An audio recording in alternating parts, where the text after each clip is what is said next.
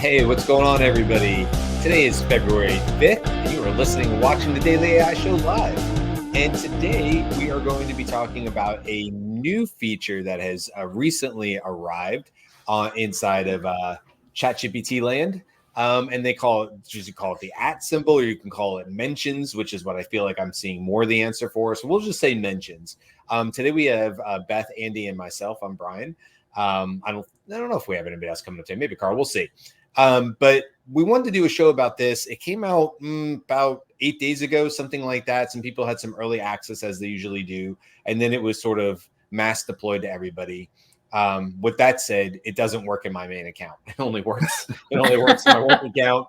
So, and I had it too. It wasn't like I lost. I never had access to it or whatever. It worked, and I was actually trying to show it to my boss. I was trying to show it to Jake on Thursday last week, and I'm like, here, @ symbol, nothing happens. I'm like, refresh, @ symbol, nothing happens. So anyway, but it doesn't matter. It's okay. It's not necessarily about showing examples per se, although we can. I think it's more about what does this open up in terms of abilities. And, I've watched quite a few YouTube videos, both for the show and just for my own curiosity. And I've messed around with it quite a bit as well. And I really do think it's sneakier. It's bigger than what it might first seem like. And Beth, you're definitely nodding your head up and down. So what has been your first initial reaction? Because I think there's a lot here to unpack. But what's your initial reaction to it? So my initial reaction is that it lets me set up a series of digital people that I might want to bring into a conversation. Sometimes they have an ability. So I have shown this, I think, on the show, but I use diagram or show me, right? So that because I'm a visual learner, right? So like, hey, this has been a long conversation. Can you mind map it for me and then give me a summary, right? Like those kinds of things are super helpful for me. But also, just like any tiny little niche piece of information, now I don't have to go back and look at the conversation that I had in a long string of conversations because, come on, AI, give us folders, please. Just like, but I can have that kind of specialty as a tiny little GPT that I just whipped up. Yeah. Right? Yeah. I want to reinforce this idea and kind of say what I think this is leading up to, because I think this is a toe in the water on a programmatic way of using custom GPTs as packaged prompts that can then be ultimately included in other custom GPTs. Right. There you have a programming language in effect. So I think that's where this is going. But right now it's almost as if they've said, okay, here, we want you to play with this feature, but it's like you're working in console as a programmer and you're just doing step-by-step execution of little snippets of code. That's what you have to do because you're in the ChatGPT interface. And when you use the mention, you can invoke this, what amounts to a subroutine that you've pre-built that does a certain function for you. Right. I'll give you an example. I've built a number of custom GPTs for myself that do specific things. So, for example, and there are others out there in this enormous library that are really useful that do specific things. Now, you'll have to remember while you're in the middle of a chat, or presumably you would also have chat sessions where you're pursuing an objective, and that there are these 3 other custom GPTs that you're going to use in that process. But that's a small subset of the users of ChatGPT, I think. People who have already been doing that with custom GPTs, but doing them serially rather than the same chat thread. And there are issues surrounding that, because if you overload a single chat thread and the sort of the working memory, if you will, of ChatGPT by adding all this additional context into the window, because every time you bring in one of those mentioned custom GPTs, that also fills up some portion of the available context window. So anyway, I digress. So I'll use this example. I'm working in ChatGPT, and I ask Code Interpreter to output a file for me. And I know, oh, here's this other custom GPT I often use, which is called Convert Anything. Because I want to convert it to a PDF, or I want to convert it to a CSV file or something. And when it was output by Code Interpreter, it came in a different format. So then I just say, mention, convert anything. And I then ask in the same thread, say, please convert the file you just gave me into a PDF. And that subroutine will then do that tool. But by the way, many times when I'm using Code Interpreter, I'll say, can you please output this file for me? And say, no, I don't have that ability. Yeah. Well, I know it has that ability, right? Exactly. But it flumps that. It doesn't do that exactly. So that's this example of being able to do that in the live chat session. But that requires that I remember the existence of these things. And then I click at symbol, which is the mention, and it gives me a list of those things that I've access to. I have to have preloaded those in effect into my Explore GPT's panel on the left. You had to have used them before. Yeah, that's right.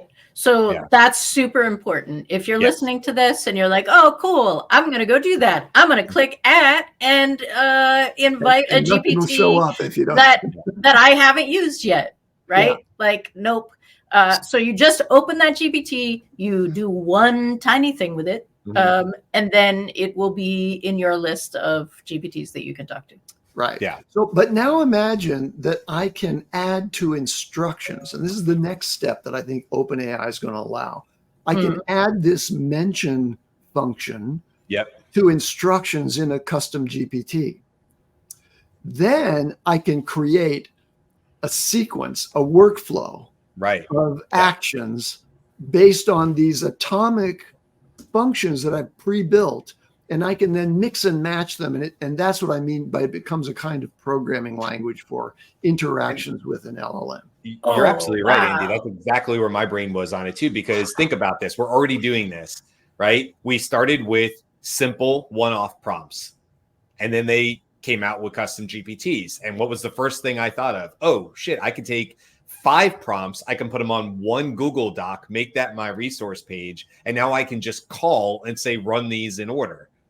Now, what you're saying is the next evolution towards stepping towards agents, which is, hey, I will have a master custom GPT that will at points in the process automatically call out to certain mentions in other custom GPTs to continue on the process, but that will be part of my master instructions of how this runs. And you're right, at this point, you're getting to something that probably acts and feels much like an app or a tool that's fully built out, but it's doing it in this, building ladder way where you're being able to build just a little bit more and a little bit more on top of it. Before we go any further, I want to just say, like, Karl's with us. Welcome, Karl. We're obviously talking today about the mentions is what we've been calling it, but using the at symbol inside of custom GPTs. And, what does that mean? And Andy, what you're saying, Beth, what you're saying is exactly where I am on this. And like I said, I've watched a couple different videos. I think Riley Brown had a really great video just a couple days ago.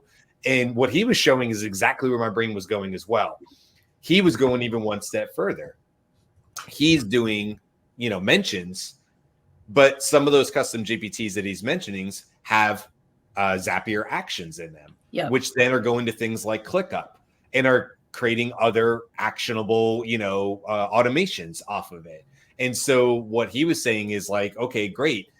I have one custom GPT that solves this problem. And we talk about this all the time, how you should, get custom GPTs or prompts in general to really be laser focused on one particular task. They do best when they're niche and they're focused. But that's okay now. It doesn't matter that you have one that's just really good at, let's say, summarizing a blog article, because that was kind of one of the examples he had. Go to this website and summarize this link.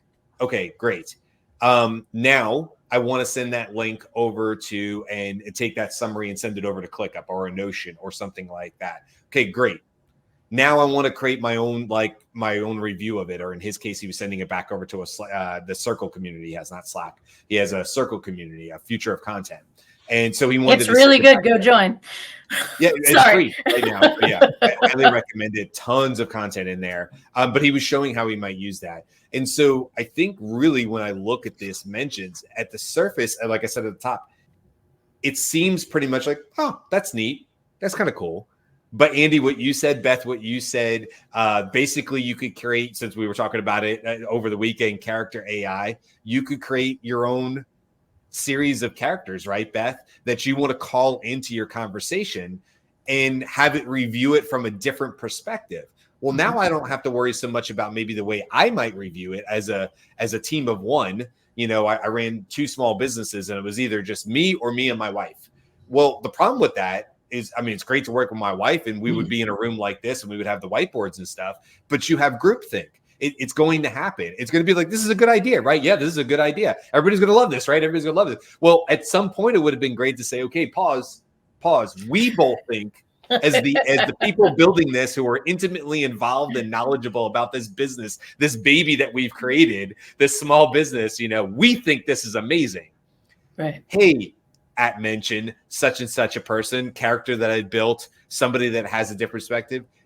How would you view this from the perspective of the customer? What problems would you have with this? What would make you stop and think or be hesitant about buying a product like this if you were, in our case, we were doing nutrition, yada, yada, yada. We do this all the time now. At scale with sales. We have prompts that say, look at this from this perspective. Turn around and look at it back facing me and tell me what you think about this. Because Right. I'm incapable in a lot of ways to take off my hat as maybe the SME or the expert in my field or something that I talk about. I mean, my wife and I talk about nutrition nonstop in our house. She's a dietitian. We ran companies and stuff like that. But I often forget when we get out in public, we can't just say all the stuff that we say. And people go, the what? The macros?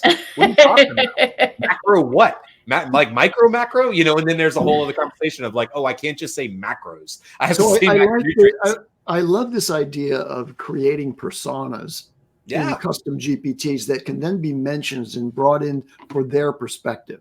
Yes. But I think that's only, correct me if I'm wrong, but I think that's only possible with one such distinct persona. Say you have 2 very kind of you have a bipolar or barbell kind of distribution in your customer base, and you want to have the perspectives from each end of those barbells. I think if you mention both of the GPTs that represent through their prompts and through their knowledge bases, those personas, if you mention both of them, I don't know that you can call one of them distinctly in the chat. It just adds both of them to the context.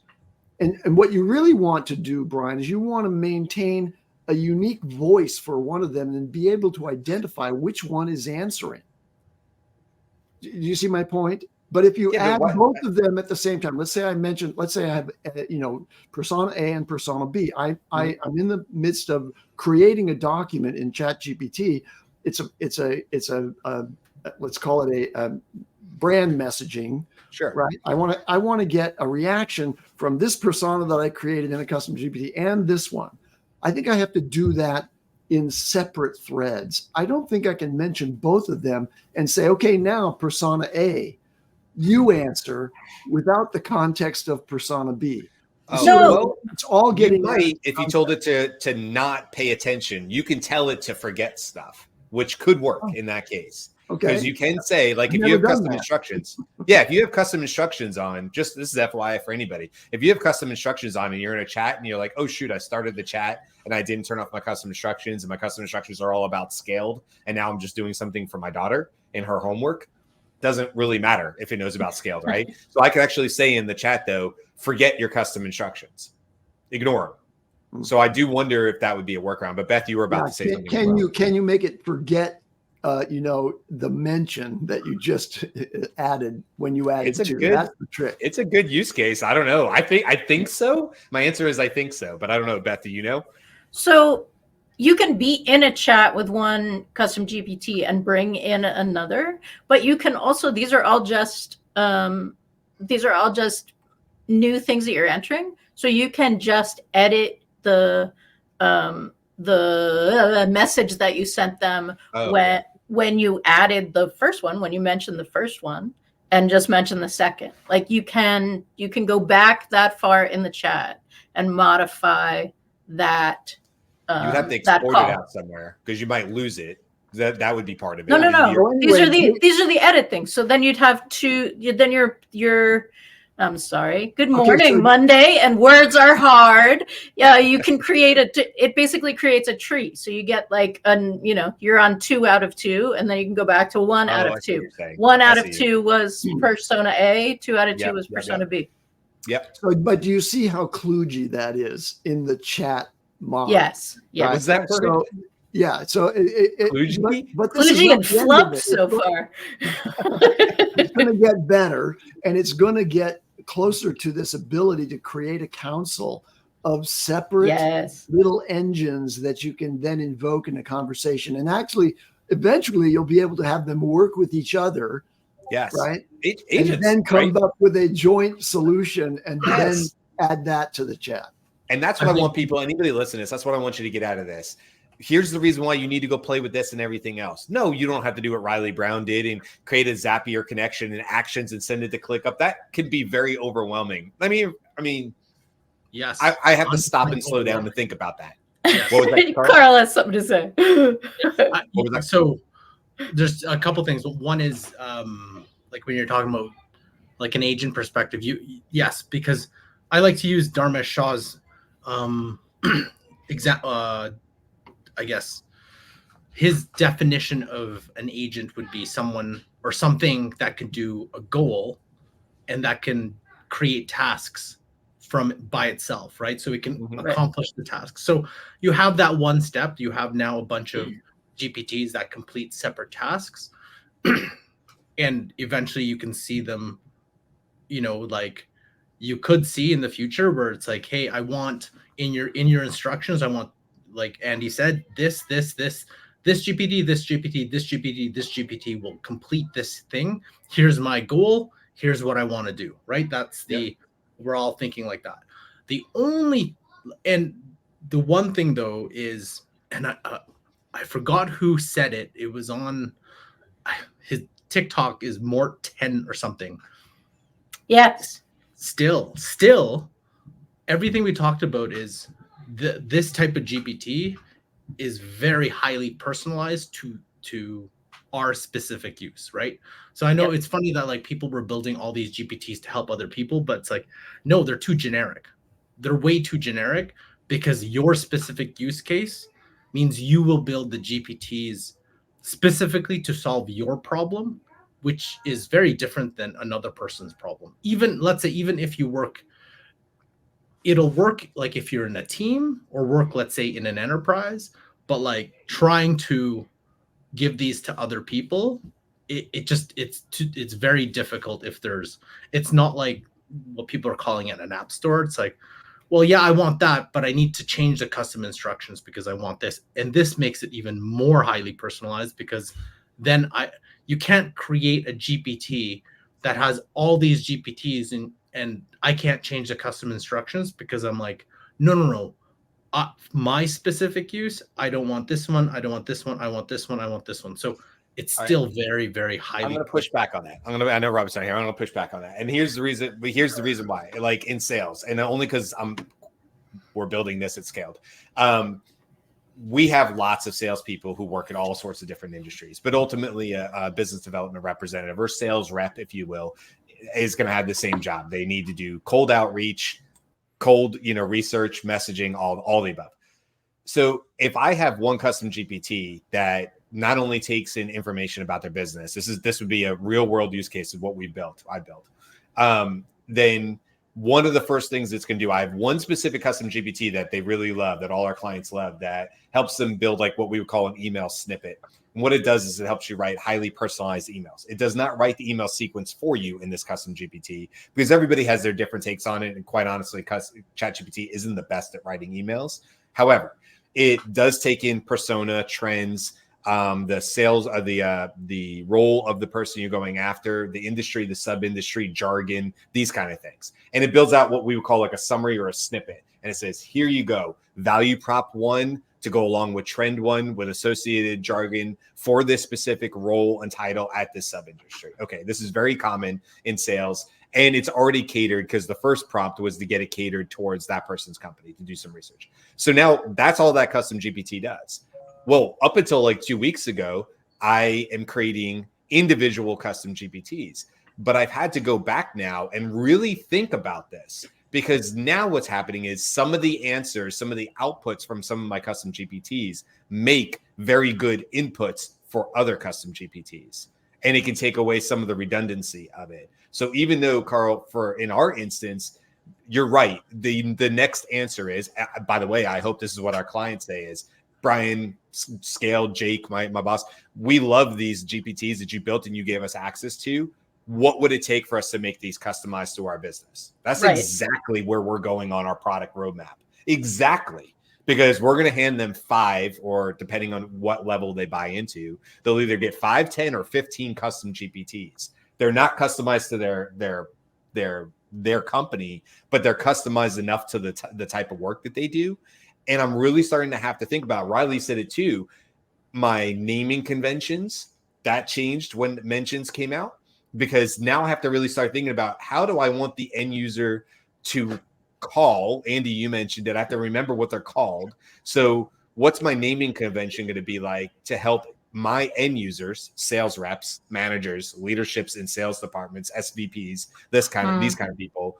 How am I going to make the process easiest and remove the most amount of roadblocks with the naming convention? Something I'm taking very seriously right now, like today, like this morning, thinking through that process and going, okay, what am I going to do here? I don't want to paint myself in a corner when I release these because of mentions. So anyway, just want to push back a little bit, because I get it, but they do need to be more, I do think though, like if you're going down that path, you are technically becoming a SaaS, which means everything that comes with it though, right? Your customer service. Like, so that means you would have to be the one in charge of updating and responding to every single person who wants to update. And can you make just like any SaaS, what one customer wants, can you change it specifically to that customer, So are you going to make a custom GPT a little bit different for every single customer who wants whatever something else? Not at that product roadmap, because those are exact. They're built the same for everybody. In fact, what we're going to do is they'll get access to the GPT for Teams workspace. You will buy in access to a Teams workspace. In that workspace, there'll be 5 custom GPTs that are relevant to their job, right? Whatever that might be in sales. So those are static. Now, you're right. They all have to pay us monthly to upkeep those custom GPTs. There's a monthly reoccurring charge to that. If they were going to go the next step to customize to their business custom GPTs, higher retaining fee every single month in order to do that. And you're right, then it gets tied to that, whatever that company is, revenue-based.ai, whatever it is, right? It's going to be customized to them, and it's a different product at that point. But the lower level ones, no, because you're right. I want to go into that one centralized place in the GPT for Teams. I want to open up that ChatGPT, or that custom GPT, excuse me, and I want to make an update. And that update just pushes to everybody. The minute you start using it, it's already better. And then we'll make updates that way. Anyway, that's getting off topic from the mentions. So I just want to make sure, but that's how we're doing it, literally at scale. That's our thought process of what we're rolling out to people. And, people are getting excited about. But anyway, my whole point to it is it does change how, literally in the last 5-10 days, it's changed how I was going to approach and deploy this particular product roadmap because of mentions. Because now I'm like, well, do I want to tell them in the instructions that, hey, when you get done with this answer, and this is what I did this morning, I created the instructions document that says, hey, help me. I don't know how to use this custom GPT. So then you get a run of, the answer back as the instructions. Now in that instructions, it says this pairs nicely with this over here. It's called use this one. So it's like this wine goes really good with this steak. So when they get done with it, I'm like, don't forget, when you get your answer, go use this custom GPT. It's called such and such. It has a very similar naming convention. And now you can take the answers and results and personalized personas and jargon and all that stuff. And then maybe the next custom GPT is to actually write the email sequence. And now it just takes that snippet and starts from that point. And if they choose, they can keep on that path. Okay, At least that's where my head is. I want to throw something in here, which is about the future roadmap of OpenAI and what the import of changes to the capabilities of multimodal LLMs like ChatGPT 5, which is forthcoming, will be. And in the context of something that was announced last week, not announced, it's not a product, it's a research paper by OpenAI and Stanford about meta prompting.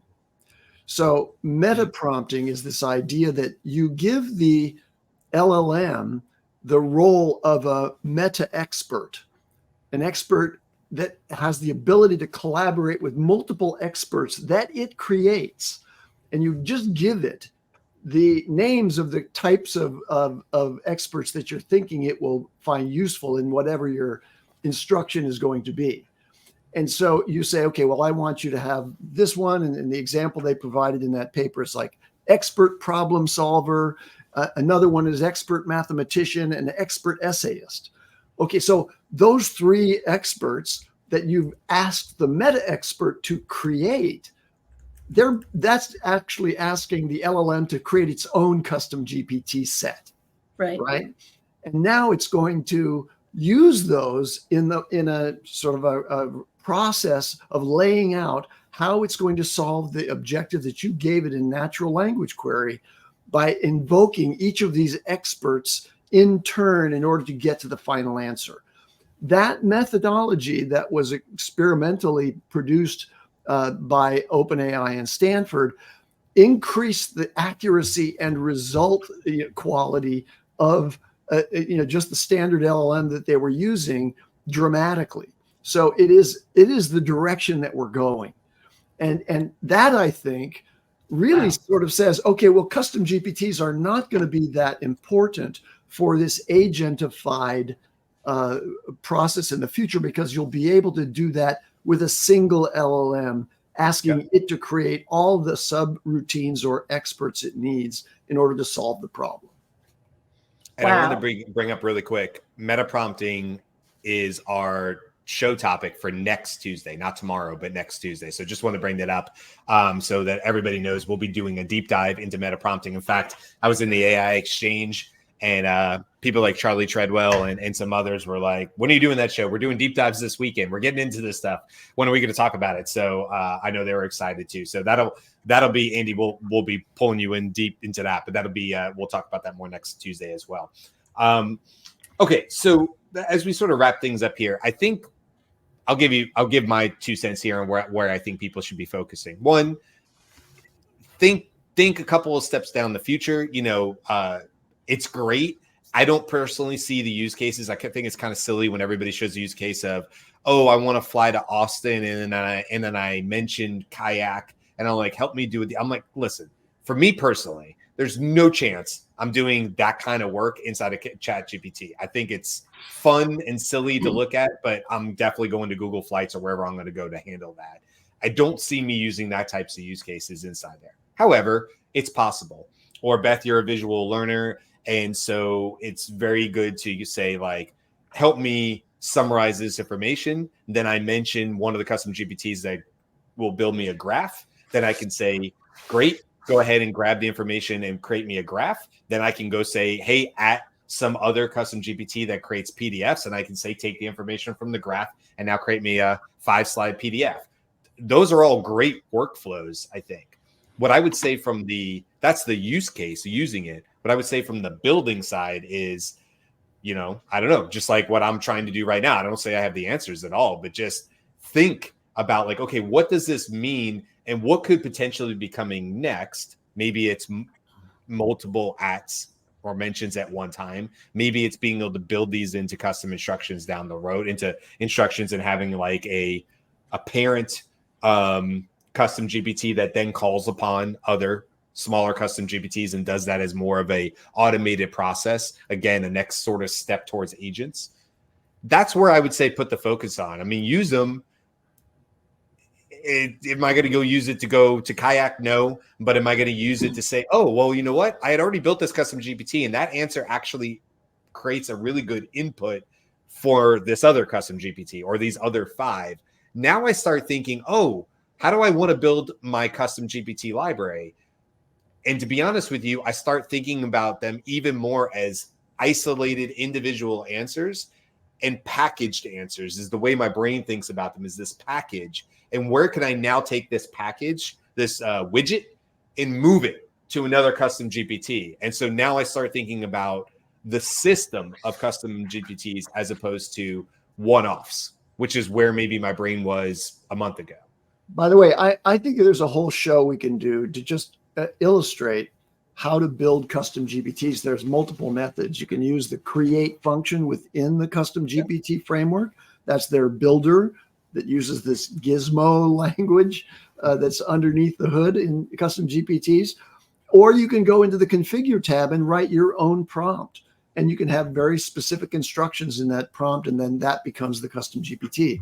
So when we say you should be playing with these things, it's not trivial to go into the custom GPTs and decide which of those 2 you ought to use if you're trying to get to a specific outcome. My guess is that, Karl, you end up using the configure tab and you write specific instructions because you're an expert prompter. Now, there's a whole other method with its own idiosyncrasies using the builder, because one of the things we've discovered is that when you use the builder, there's no such detailed prompt that you can then go back in and edit. That it's not available to you, but the entire chat history that you had with the builder is a part of its knowledge base. So anyway, I think we should talk about that and really give people some live examples of building custom GPTs. Yeah. Because it can be very easy. Karl, what's your takeaway? My takeaway is, hey, for any business that I was listening to our conversation here, where it starts getting much more technical than you think. I think like one of the easiest ways for you to go about is, again, play with it, but think of a goal, think of tasks to complete those goals. And as an exercise, create a GPT for each task, write email, write this, do this, do this. And then as a form of a goal, go through a thread, type in what you want, and then use every single GPT that you've created to accomplish that goal. I think that gives you sort of a organized way to start using it, to start building it, and to incorporate it into your business. Just because last couple of weeks for me, still eye-opening that a lot of people don't have access to any of this or choose not to access this. And I think that this is one extra step that, yes, we believe it's going to do a lot of great things, but I still feel there's a lot of education that has 100%. To happen even with GPT. Yep. So for sure. Like we're way in.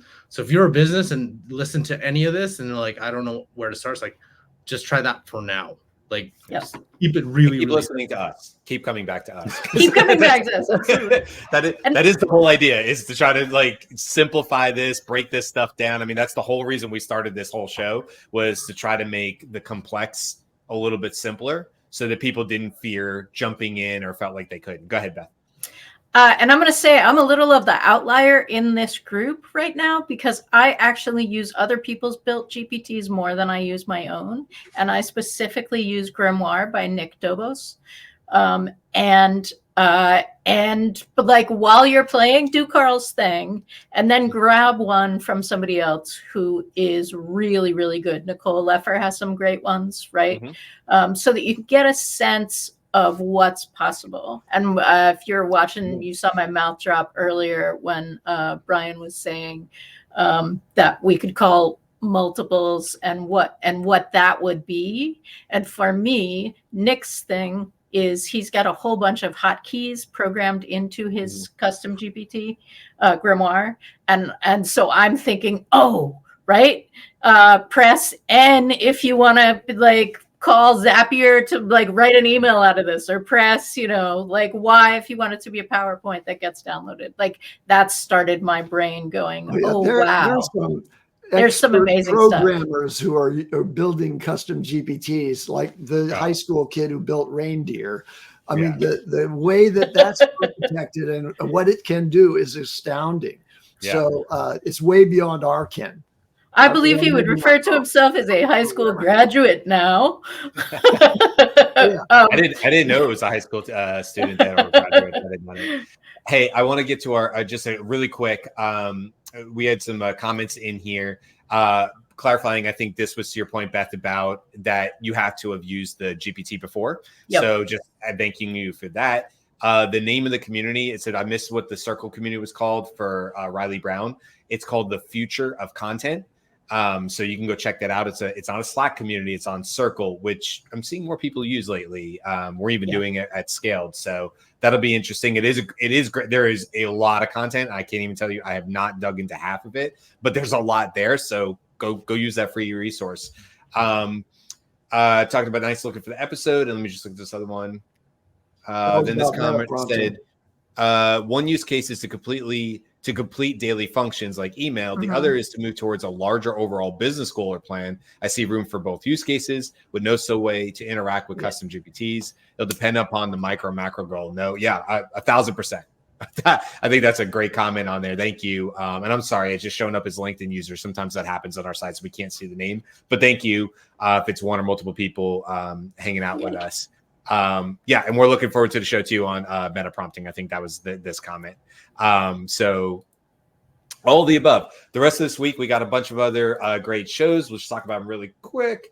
We're going to be talking about, we got the news on Wednesday. We're talking about vector embeddings on Thursday. On Friday, we're going to be doing our first ever sort of recap show, something new we're trying, where we're going to be looking back at the last 2 weeks of conversations, things like this, where we felt like sometimes there's things that just don't get mentioned, or we have conversations thereafter. And it's sort of like after the show and after the recording goes off. So we want to have an opportunity once every 2 weeks to come back to some of these conversations, be it on what we talked about cancer or what we're doing today, or maybe we go, oh, geez, that would have been good to show. We'll have that for that Friday. So we're going to try that out. And then on tomorrow, which is the one I skipped over, tomorrow we're talking about what does it mean for it to be an AI secret shopper? Can AI help us with secret shopper and helping us better understand customers? So that'll be coming up tomorrow. So that's it for today, guys. Keep coming back all week. And next week, we got lots of stuff coming up. And until then, we will see you tomorrow. Hope you got something out of this. I know I did. See you guys. Yeah. Bye. Happy Monday.